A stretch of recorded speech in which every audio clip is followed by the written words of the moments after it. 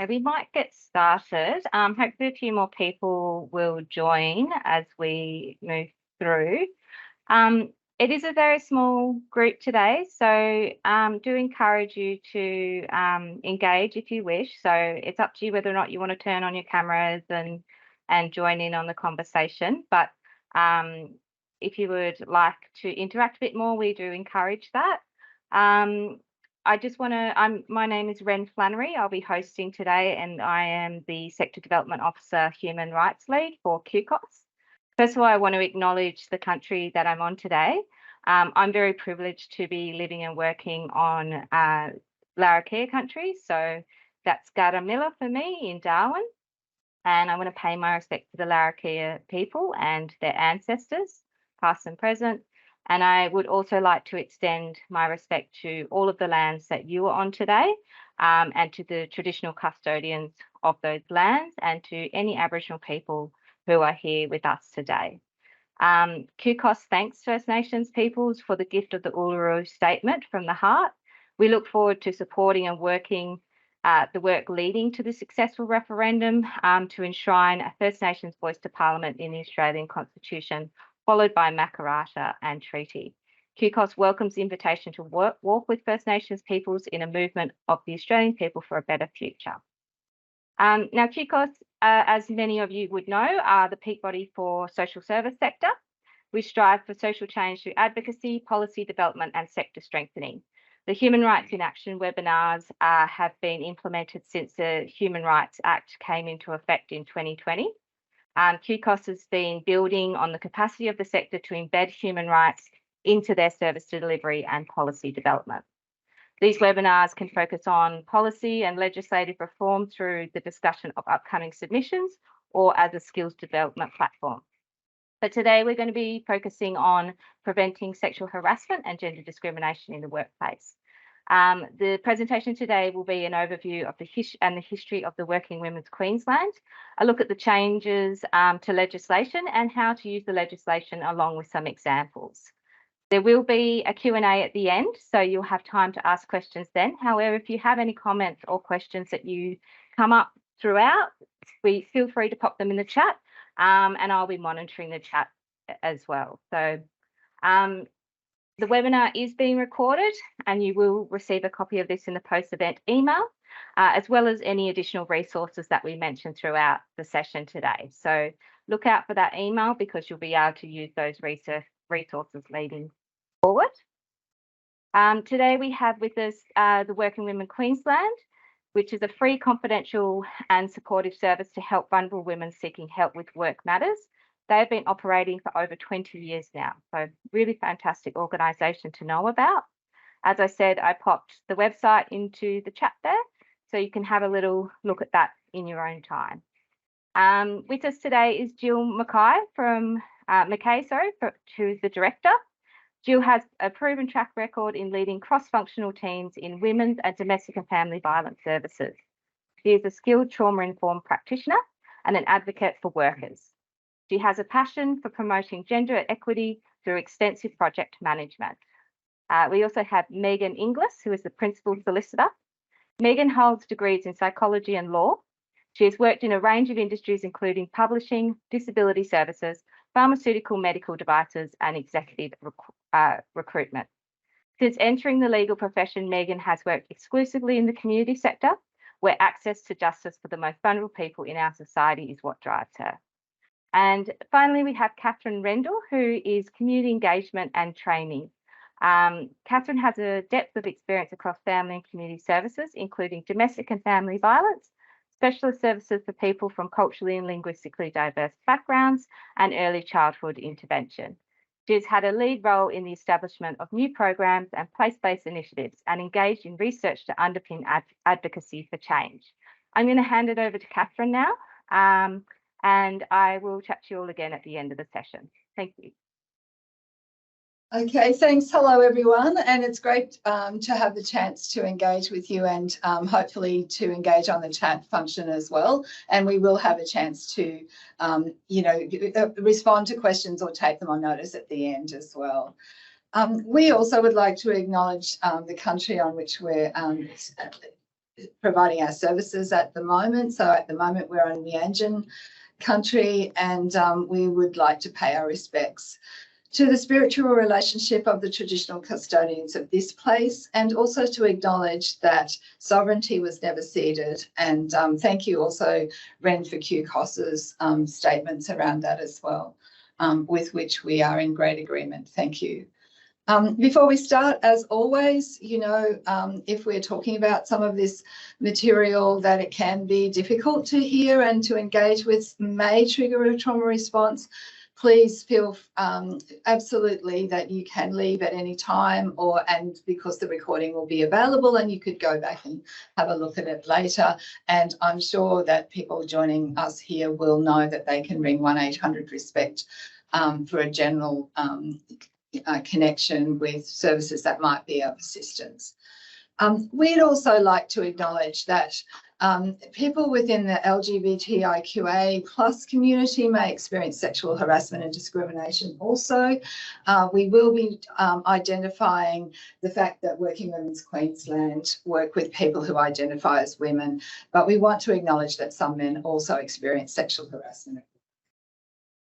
So at the end of this session, we hope that you leave with a deeper knowledge of the legislative landscape around sexual harassment and discrimination, and that you will have a bit of a shared understanding of the sorts of experiences of the women who contact Working Women's Queensland this year, and what sorts of things are happening.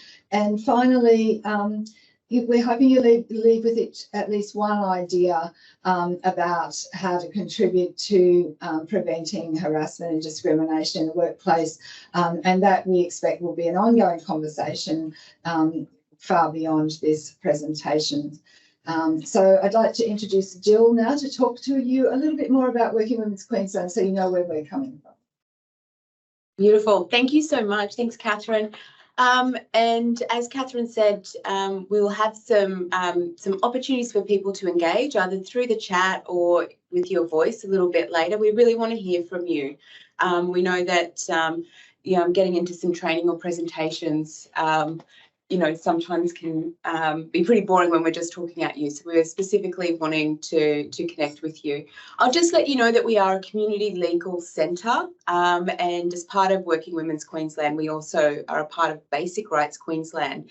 Basic Rights Queensland does social security and disability discrimination, as well as mental health legal hub assistance, as well as Working Women's Queensland.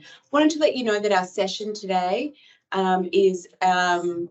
is not legal advice. It's one of those really important things as a community legal centre that we let you know that please call us if you're seeking legal advice, but this session is information only. Thank you for helping us manage our risk. Who are we? Just as Ren explained earlier, we're a statewide, free, practical, confidential and supportive service for disadvantaged women. We come from a feminist perspective, which is about saying that for women to be successful in our community and our society and to participate in all the systems that are available is they need to have safety at work and also secure employment. That helps in terms of economic participation. So that's kind of our first frame of reference. We know that women have experienced, or the experiences of sexual harassment and gendered violence and discrimination are an experience of trauma. And that in setting up the framework and why are we a women's only service is that's our perspective. We're interested in hearing from women about their workplace experiences in a place they can connect and get great advice in a supportive environment from women who understand or have a depth of knowledge in that experience. As I highlighted before, we're part of Basic Rights Queensland, so we definitely come from a human rights perspective, an economic justice perspective. So absolutely please do check out our other services, particularly that you're probably joining us from the community sector today, and that any of our services will be relevant to you and the people that you support as well. So in talking about Working Women's Centres, is that like any small community-based organisation, we've been fighting for existence, if you like, since the 90s. We were originally Queensland Working Women Service in around 2011 to 2015. There was a particular time here where we were at the brink of being defunded completely in Queensland, after being as large as 30 employees at some point, down to just 2. Working Women's Centres have a very critical point to play in across Australia, being a free place for women to access advice and information, representation and support around their employment. As I said before, that's about how we start getting a better pathway into gender equity and pathways forward in that way. There are 3 remaining Working Women's Centres in Australia, Working Women's South Australia and Northern Territory Working Women's Centre as well. So we're pretty unique, we're pretty rare, but we're determined and very, very focused. Some of the things that have been so important for Working Women's Centres has been around our determination and advocacy on flexible work arrangements, the importance of paid domestic and family violence leave, and also the consideration of sexual harassment and discrimination. Before I kick off from that space, I would always want you to connect, to know that we're the primary campaigns in this area have also been driven by the trade union movement, and absolutely acknowledge the energy and effort in getting these outcomes as well through there, but letting you know that our work has been at the forefront of women's work. Moving us along. There I am banging on about workplace equality. Why does it matter? We recognise that women's economic security is inextricably linked to workplace gender equality. If we are wanting to end domestic and family violence in a generation, then we also need to pay attention to women's participation at work, their employment opportunities for progression and having a great quality work, regardless of that influence. This is part of driving forward. When people have economic security, then they are able to move into, have choice, to have opportunity about the direction of their own lives. So that's one of the foundational pieces. Why does equality matter? So as we kind of talked to before, women have worked hard. Yeah, we've worked hard so that harassment is no longer acceptable at work, and that's absolutely the space that we're in the environment at the moment. Employers, we've had some really positive changes. Employers must provide workers with paid domestic and family violence leave, and there's also changes around their employers' expectations to create and provide a safe workplace, and they must evidence that your employer has done what they can to make sure that your workplace is safe. So there's some spaces around sexual harassment legislation that are really important, but psychosocial harm, there's a lot of that dialogue happening around employment sectors at the moment, and letting you know that that is a focus for us at Working Women's Queensland and a lens that we look at, and also there's the tools, if you like, of using legislation. You should absolutely feel that harassment is not acceptable in our community. It's not acceptable in our workplaces anymore. And within that, as we work towards ending domestic and family violence and gender discrimination in our society in Australia, that you should know that violence is and harassment and gender discrimination for women at work, it's not tolerable anymore. It's not appropriate. So with that in mind, I'm going to hand over to our principal solicitor, Megan Inglis, and she's going to talk a little bit more in depth about her expertise and talk around some of the legislation around what is sexual harassment, and Catherine will also guide us through some case studies. Thanks, Jill. So I guess the question is, what is sexual harassment? So sexual harassment can be defined as any unwelcome sexual behaviour that a reasonable person could anticipate may make another person feel offended, intimidated, humiliated in that situation. So when we're thinking about unwelcome behaviour, it's anything that's unwanted or uninvited, When behaviour is unwelcome, it's a question for the person who is harassed, not, we don't consider the intent of the person who's alleged to have harassed. So it's about how the person in that situation feels, not about what intent was meant by the behaviour in question. A reasonable person in this situation is just what we take that to mean a neutral and unbiased observer in the situation. So yeah, we consider in any given situation, what would make a person feel uncomfortable, what might make a person feel uncomfortable, and that is a subjective question, not an objective one. So this is a chance now, I think, for you to, if you wouldn't mind using the chat function, or you can unmute yourself, I think. Is that right, Ren? If you wanted to make a comment. This is a representative of the types of issues that come through Working Women's Queensland. So if you wouldn't mind just suggesting to us whether you think this is sexual harassment. So, you know, Mai is a financial services manager, Ben is her supervisor. Ben really likes Mai and has made that obvious. He's asked her out for dinner. Mai said no.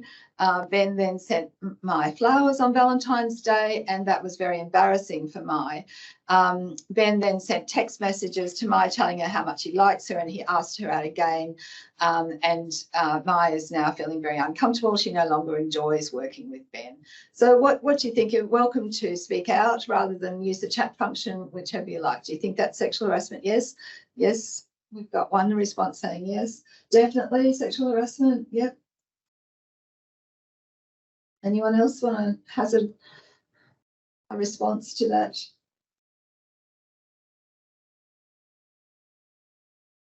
Okay, so the things there that we are looking at are the fact that, you know, going back to the legislation, is the fact that Mai is uncomfortable, it's unwelcome. She has already said she doesn't want to go out. Flowers sometimes are tricky for people to understand as sexual harassment, in that if they're unsolicited and if they are causing embarrassment, flowers are not the nice thing that they appear to be on the surface. And we also point out the power imbalance there too, that Ben's actually my supervisor. So, you know, a supervisor continuing to pursue someone who they're supervising is also an issue to take into account. So, Megan, did you want to say anything else about that? Again, I suppose it's probably important to consider the subjective and the objective here. So in the subjective, we're considering what is Mai's opinion of this. So it's her experience of what's happening that matters here. We do consider what an objective person would consider as well. So when we think about that reasonable persons test, what would anybody else in the office have to say about this situation if they were observing it as an outsider? So there's important to balance those two issues of what is subjective for Mai and then what would a reasonable person consider on the outside of that situation. I think what is interesting, and Catherine, you said this before around this case study, is that it seems like just a really gentle, Ben has a crush on Mai is the other narrative that we might see in the press. You know, Mai has rejected a gentle advance by someone who's just saying he likes her and wants to ask her out for a date.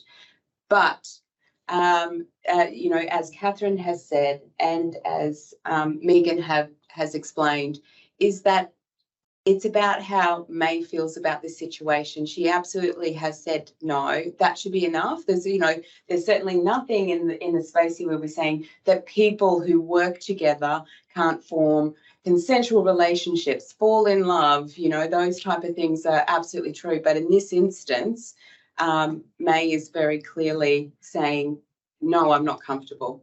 And no is a complete sentence. Yeah, that's right. But so, maybe a few more flowers and a couple of more asks, you'll relent. So you'll notice we've set ourselves up around a table here, and that is really to encourage you as much as anything to join us at our table and open up to comment or ask a question. So please do so.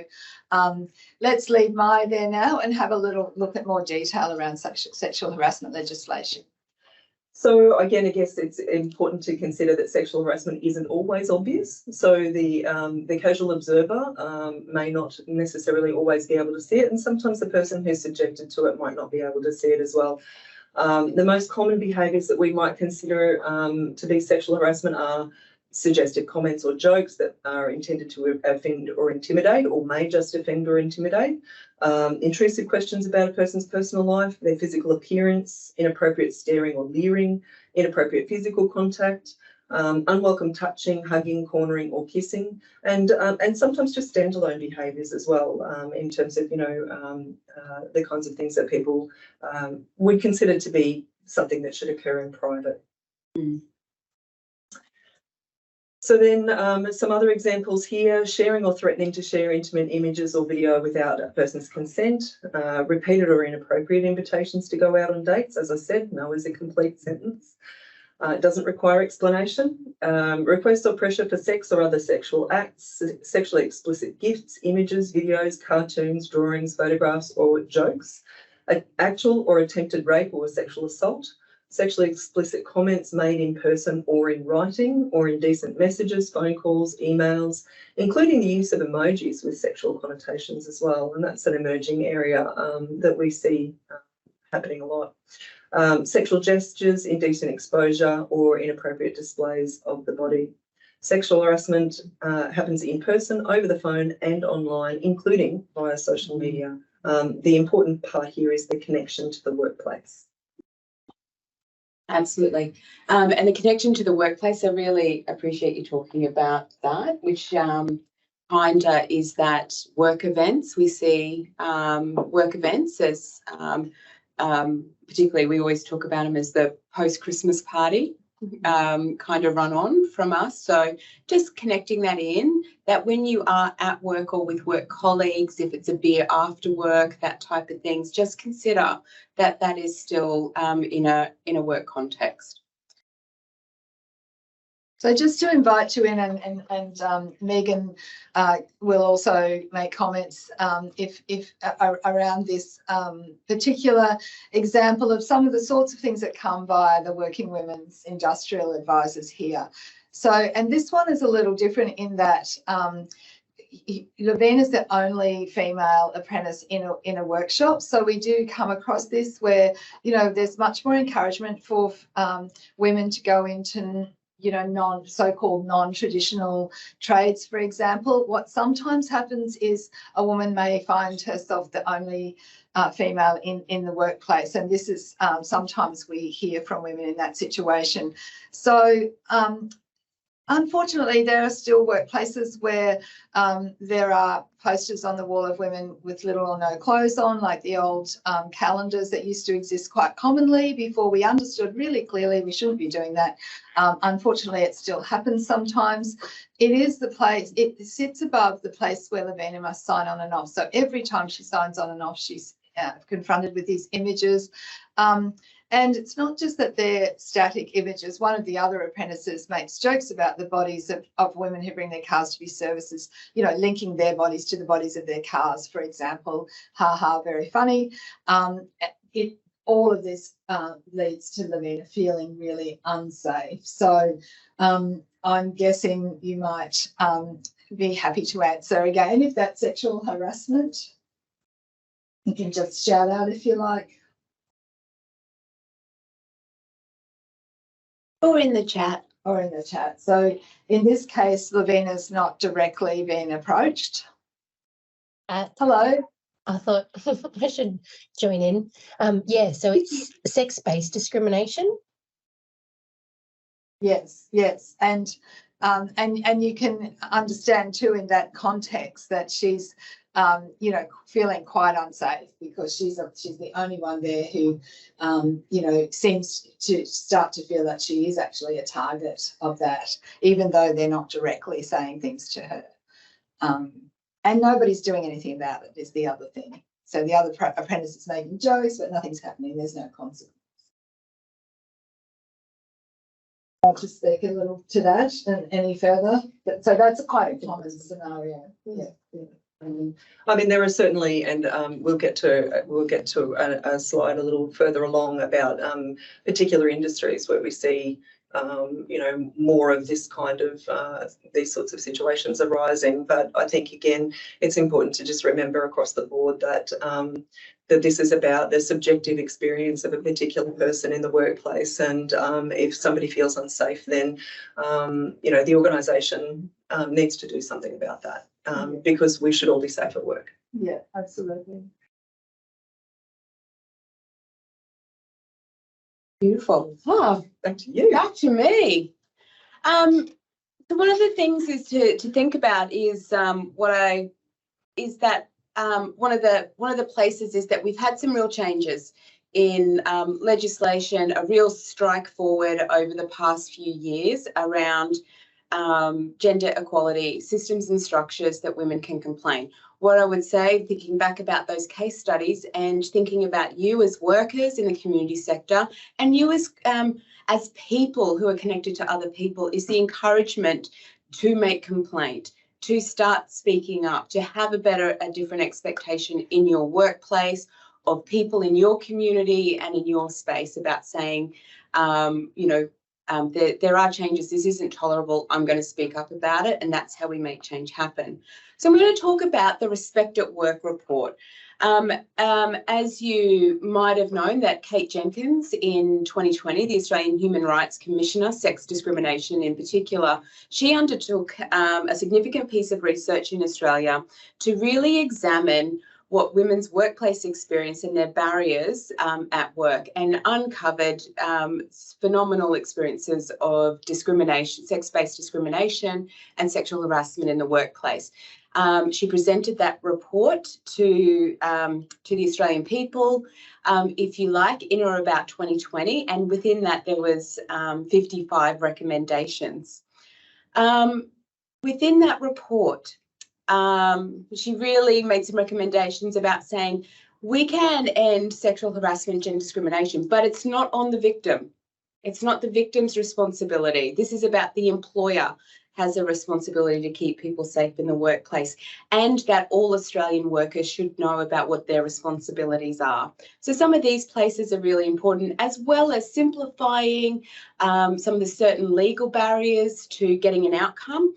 And they can be as simple as, say, for example, a woman has experienced sexual harassment at work, and we all have known a story where that woman gets disadvantaged because she's made a complaint and her career, she gets sidelined, moved to another place. The legislation changes are starting to look at, no, actually the perpetrator needs to be stood down from work, or that they should be moved to a different location. So some of these micro kind of policy processes or terminology start driving change. I will bring us back to 2020. We'll all remember we're in lockdown.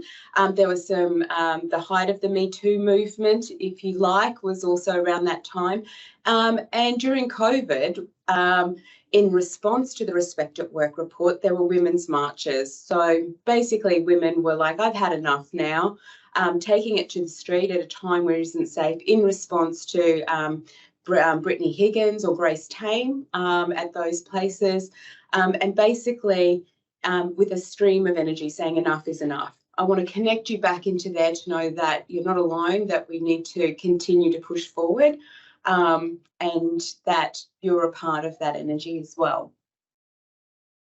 I just thought we might have a quick chat about the sorts of things that people were saying in the recommendations, in the submissions to the inquiry. Sorry, what am I doing, Jill? Can you get the next slide? Yes, no worries. So this is just, I just thought you might, I've cut this quote off a bit too soon, unfortunately, but this is just an extract from one of the submissions to the sexual harassment inquiry, which led to the Respect at Work report. And I've pulled it out because I wondered if you want to have a quick chat about your experience or the experience of others, because I think this person saying sexual harassment was the overarching feature of my working experience as a young woman. In all of these workplaces, the managers or owners either perpetrated sexual harassment, and the rest of that is, you know, or they didn't respond. So does anyone want to make a comment on that? I mean, I know that's certainly my experience as well as a young worker, and I think it just speaks to the prevalence of sexual harassment in the workplace. If anyone wants to make a comment, you're welcome. We'll move on, but we have put together a deeper dive into the legislation and some of the examples that will be available to you as a resource after this presentation. And there's, the full quote is there for you to have a look at. Catherine, I'll throw in a comment there, and I think it's an important one to acknowledge that, while we say we recognise that it's not only women who can be harassed, one of the quotes, I guess, that really stuck with me out of that movement was the hashtag that emerged, the Not All Men hashtag, but that was followed hot on the heels of Yes All Women. And I think it's a reasonable comment to say that most of the women that I know have experienced something like this in a workplace throughout their lives. And that's a pretty sad indictment on our society that we can turn to any one of us in the room and say, well, yes, I've had those experiences. And then those each of us as women, we know that when we sit around either at lunch or, talking about these experiences, is that women in groups will talk about how common and frequent this stuff is, and not necessarily in the same witness space as men in that dialogue. So it's kind of, there's such the importance of this report is that those conversations that women have that they just know amongst each other have been brought out into the open, and that for young women, this is not going to be their experience going forward. I know that yesterday I had a phenomenal experience with a young worker where an older male had made an inappropriate comment to her, and immediately she stood up and she said, that's not okay. That language is not appropriate in any workplace. She sought advice from us.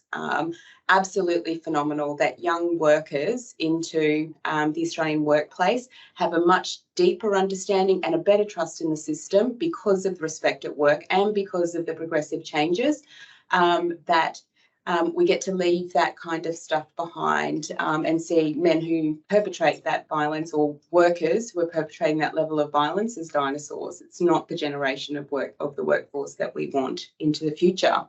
But not all women are the same. So Jill's just going to take us through some of the statistics that tell us who's most vulnerable, for example, who's most likely, which industries are most likely to have a high level of sexual harassment and discrimination.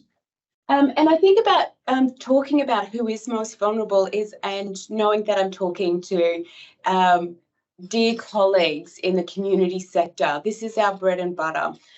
We are all working in this sector because we're so interested and invested in making sure those that experience disadvantage get a fair go and a better opportunity into the future.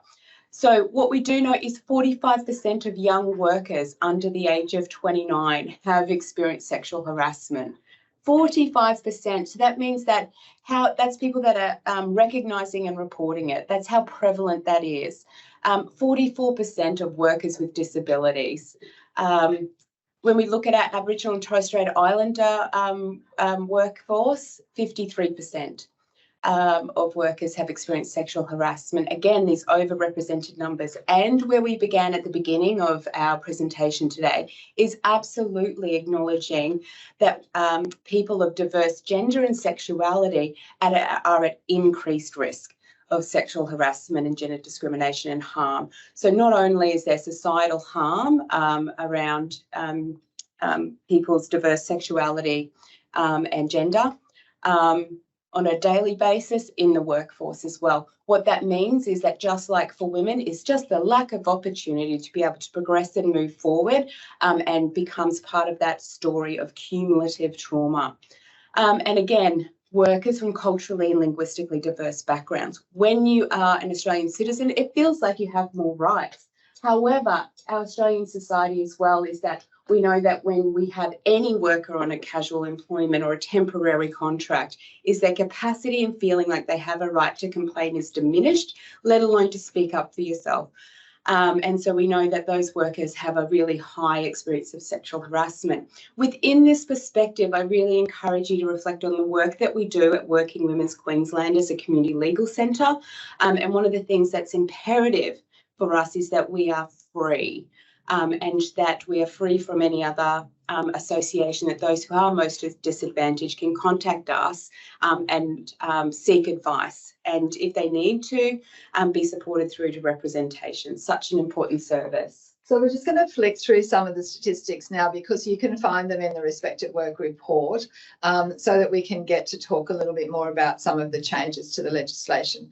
So some of the workplace settings where it's more likely that people will experience sexual harassment, please seek some more information about that from the Respect at Work report, because you'll be interested to see, I think, you know, where people are at highest risk.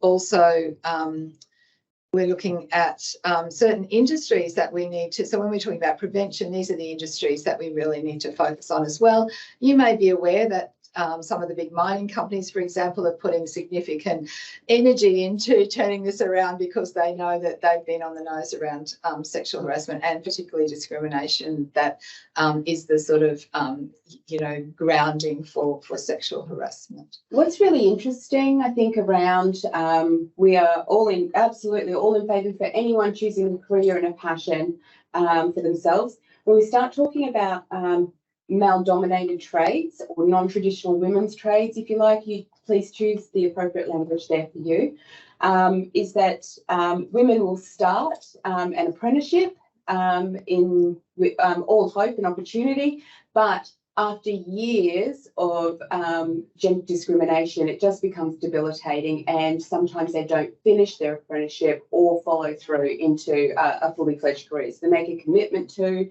real passion, drive and interest, but just like any of us, having to be pushed back on discrimination and to continually fight is debilitating in anyone's workforce. So just placing that piece of information there. Also want you to know that 40% of workplace sexual harassments were witnessed by somebody, at least another person. Just an invitation here as we're thinking through and you're starting to consolidate some of the thoughts and processes that we have here today, that if you are witnessing someone's experience of sexual harassment, it's absolutely okay for you to say, Megan, how did that make you feel? Are you okay? And checking in with that person, just as a couple of spaces. So just beginning to think about that stuff. People aren't reporting. They feel like they're going to be labelled a troublemaker. They don't want to be ostracised. They don't want to feel like they need to resign or that there's no hope for them. So this is where the Respect at Work and legislation changes help people to make complaints. So Megan, we'll talk about legislation. Legislation. That's a right. lawyer. Ask a lawyer. So the Anti-Discrimination Human Rights Legislation Amendment Respect at Work Bill from 2022 was passed on the 28th of November last year. So we've seen some changes already as a result of that.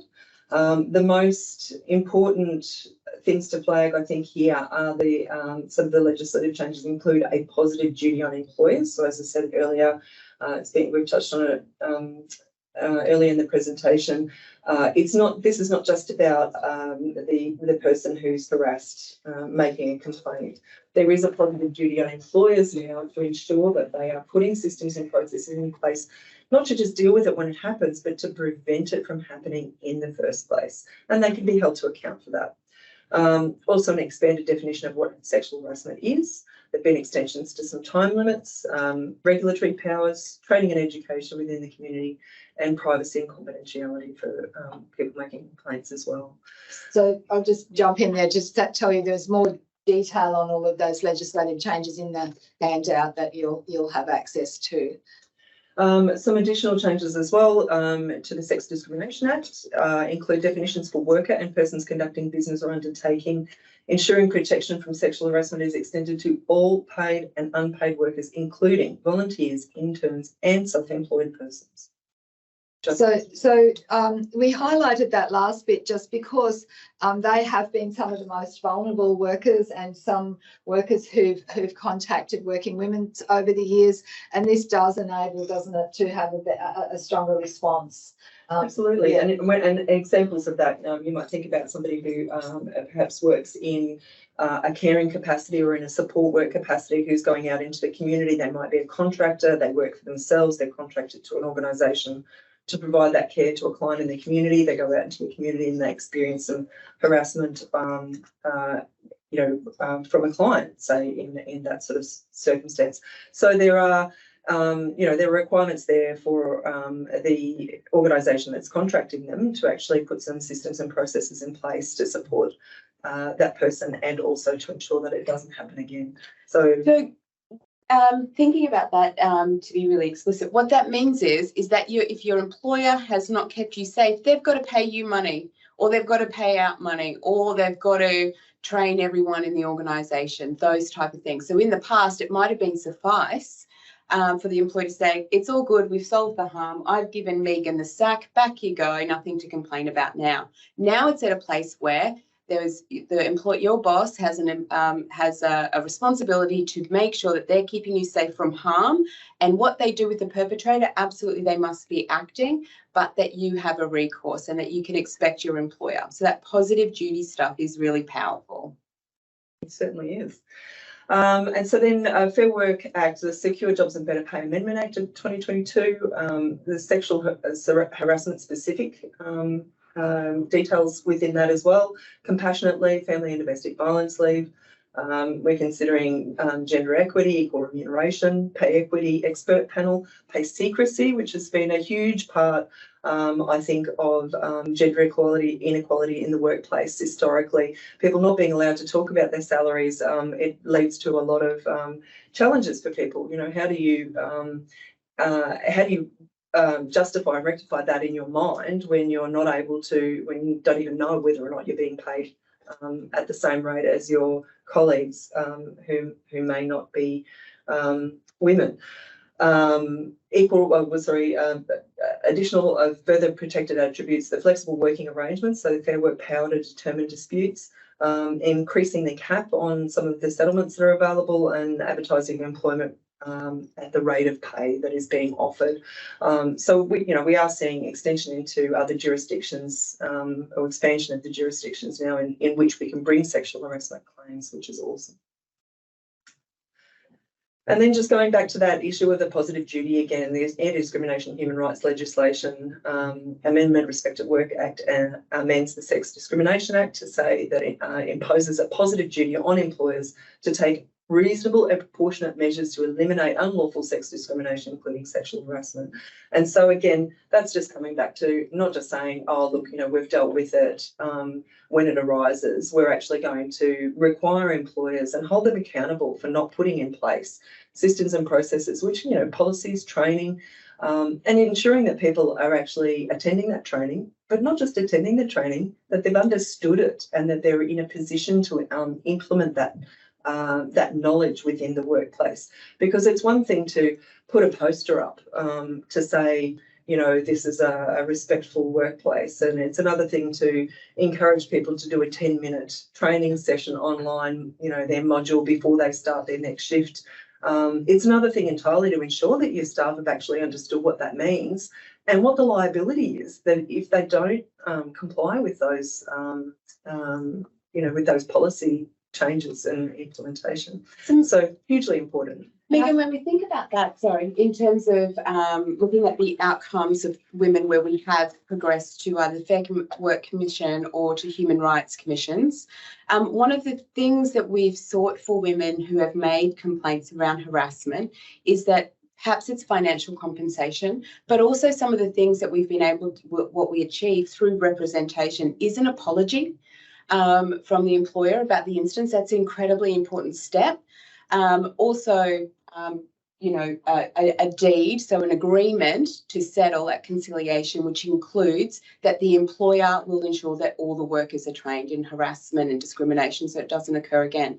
Again, these are us at Working Women's Queensland, with the responsibilities that we have as advisors of using the legislation to drive systemic change, to make sure that all workers, it's not an issue for women, all workers understand what safe work looks like. And just a little note to all of us here in community services. Many of us are also on volunteer management committees, for example, where we're effectively the employers in organisations. So we also, in those roles, have to think very carefully about our positive duty. So it's an additional thing perhaps for community services to think about that we may not have in the past. We're kind of used to responding, I guess, to the needs of the people who are being harassed. But we have a duty, if we are on management committees, also to do this. Fun fact, Catherine, is that, you know, 10 to 15% of all the industries that we see. So they're our second highest industry where we provide workplace advice is to the community sector.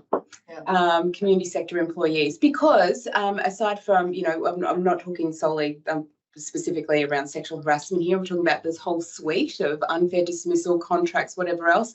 Our workers in the community sector are often on short or temporary contracts, have insecure work, or have means to justify, because we kind of do this mix of volunteering and working with passion, where workers aren't necessarily paid as well, or we forgive some of the things that happen within our employment because we're a charity or whatever else. But absolutely saying that you have a right as an employee and letting you know that absolutely workers in your industry are coming to us for support. I would then take a moment just to plug, join your union. Please join your union. We're the services union, primarily in this industry. I'm handling it. So just remembering that in terms of the positive duty, it's not just about us being nice, it's actually the law now for us to take that action. Look, the next section would be a whole presentation itself, but we would just want to flag this and open up to questions and discussion. So we have talked about sexual harassment, and we mentioned gender discrimination and the context in which that occurs. If we are to make a difference to the prevalence of sexual harassment, we really have to go to the source. So I just want to remind you that the Respect at Work report Respect at Work website has some great resources that you can draw on to work in your own organisations. I've just highlighted these two because I think they're the kind of easier one for us to consider. Is that, you know, we need to challenge discrimination. Many of us do that in our daily work, you know, but if we see it, we need to challenge, as Jill mentioned before, and encourage discussion. I think, you know, opening up discussion, we hope that this discussion has helped a little too, to think of ways in which things are no longer acceptable, are not acceptable, but are still happening. So sometimes, you know, in certain organisations, we probably live in a bit of a bubble where things are going really well. We have to remember that that's not the case across the board. Let's talk further about it. Let's, you know, identify practices that actually do condone sexual harassment in some way or another. And that's that, you know, for many of us in this sector too, the critical reflection on our practice is part of that process that we can continually reflect. So I would just like to encourage you to have a look at the Respect at Work website, where there's, you know, many more of these suggestions in how we might challenge the prevalence of sexual harassment in our community. And I guess alongside that, you know, what changes can we make in our workplaces or the workplaces of our friends and colleagues and other people that we know. So now at this stage, we've got a few minutes, so we would really love you to either ask a question or make comment. And you've obviously put the time aside to come to this presentation. So are there specific things that you would like to know more about, or to follow up? Would you like us to follow up with you individually? And of course, you'll receive our resources via QCOS as well. And please open up either through the chat or in person. Yeah. Thanks, Ram. Any questions? We have a lawyer in the room. For information only, not advice. I'd like to share something if I could, and that's just a lovely soundbite that came from one of our young advisors in a compulsory conference, a conciliation conference recently, and where an employer representative was talking about. You mean a lawyer? Employer's lawyer. Employer representative was talking about how they were sick of women using this this line basically to to get their way or to get compensation or whatever. To line their pockets with gold. Yeah. Well, yeah, it was it was a pretty horrendous comment, but the response to that was that your views are not consistent with what with the changes that we've seen across the society and the sector. So I think it's really nice to see young people especially being able to step up, and as Jill said earlier, how wonderful to think that young women emerging into the workforce now will not necessarily have to accept and experience this as being their history, their work history. We're looking back over their history and thinking, of the number of times that they've experienced these sorts of things. But, if they do experience these sorts of things, that they can do something about it, which I think that's wonderful. Yeah, and that's probably worth mentioning too, that idea of lining pockets, that somehow now with these changes we all can, take cases to court around sexual harassment and get compensation is far from the truth, and a lot of issues are dealt with at conciliation, aren't they, where we want employers to improve as well, right? We want workplaces to be better. But also if one woman has a piece of compensation but there's a message to HR departments in big entities, private corporations, those people that are lucky enough to have a HR department, is that they're hearing loud and clear, invest in people, invest in your culture, change your workplace culture. Otherwise, you'll be paying the money directly to the victim. Save that sense of safety and promote workplaces that are safe, and that's the expectation from here on out. Invest here. So no more. This is our opportunity. This is more than an opportunity. It's very clear that not only through a raft of legislation changes and that workplace culture is different, and from 2022 forward, what was tolerable 5 years ago is no longer acceptable in your workplace or the workplace of your family and friends, and that you should feel confident to have the opportunity to speak up on behalf of other people in their workplace and expect something different. I think we've got someone who might want to make a comment. Yes. Yeah, and probably not so much a question, but a comment, because our workplace has been really good in terms of we've done workplace sexual harassment training, which was run by external legal team for our organisation, which was actually really helpful with all the changes that are coming through. But one thing that's come up for us, and I imagine other people within this meeting today, was around the hostile workplace environment. And so I work for BHC, so affordable housing company. So we have housing managers who are going into tenants' properties for inspections, etc. So trying to manage the risk around hostile work environments where it's completely out of our control is going to be a really big challenge for us. It's important, 100% important, but it's going to be a really big challenge. Oh, Jennifer, I completely understand. If I reflect back on my, 25-year career in the community sector, in youth homelessness and street-based work, in residential care, and the type of wild and crazy things in the 90s through to now, I completely connect with the sense of what is a psychosocial hazard in 2022, and our responsibilities to keep people safe.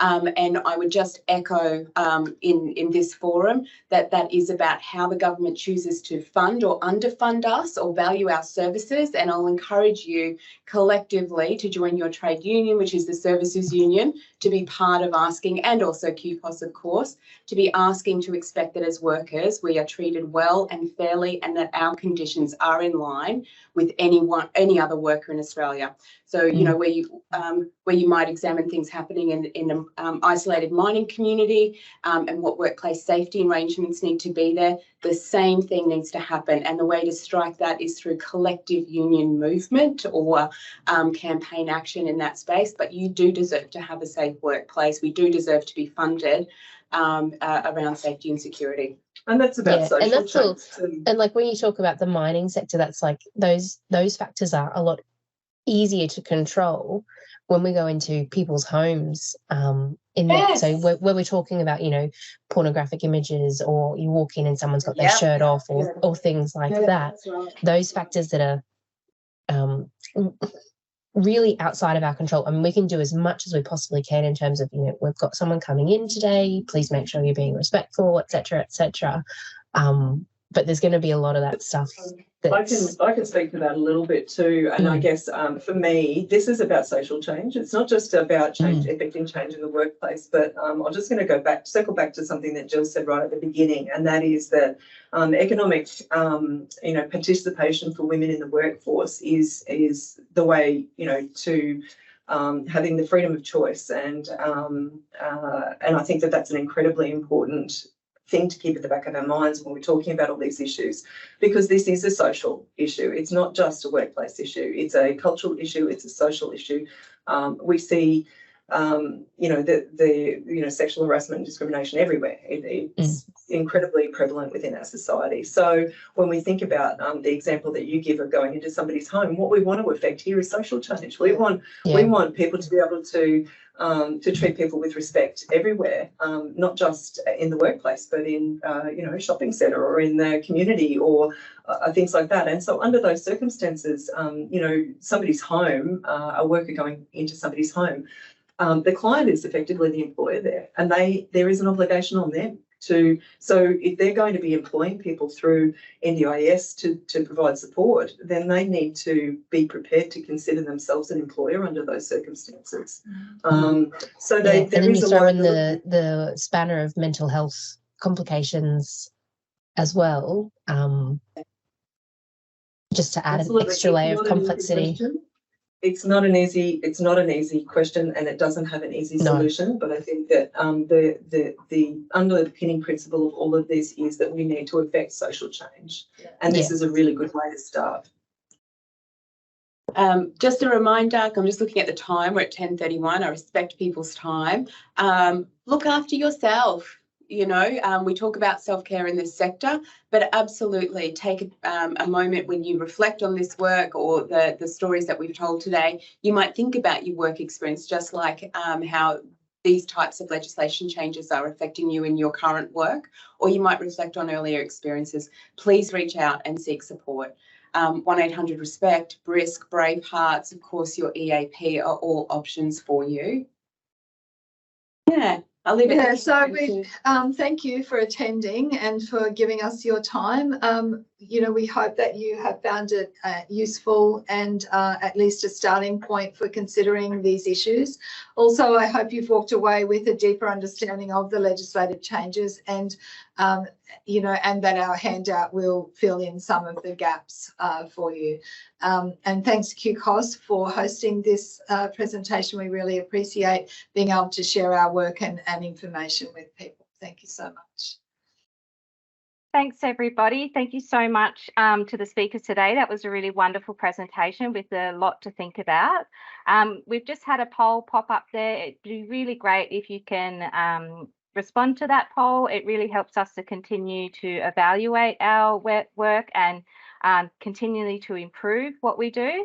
I will be sending out a post-event email as well, which, as I said, will include the slides as well as the recording of today's session and other resources that we mentioned today that you might want to delve into. You may want to respond to that post-event email with any ideas that you have around this topic that you'd like to delve into a bit more. That can help us to see if there's some other opportunities we can provide for the sector.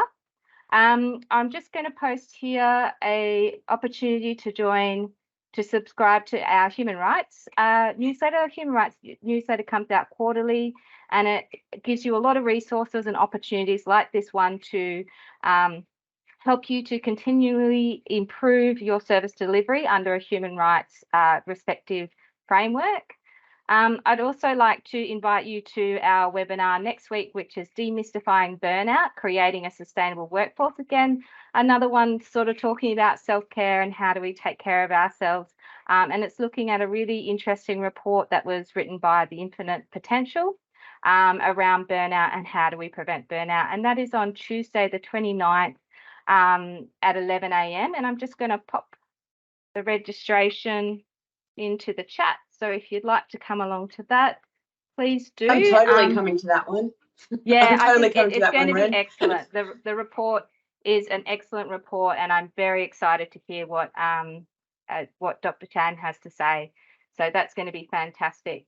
Thank you, everybody. We've gone a bit over, so I just want to say, thanks again, and I hope that you come along to more opportunities and let us know what you think so that we can continue to create opportunities that the sector would like to see. Okay, thanks, everyone. Yeah. Have a wonderful hump day. Thank you.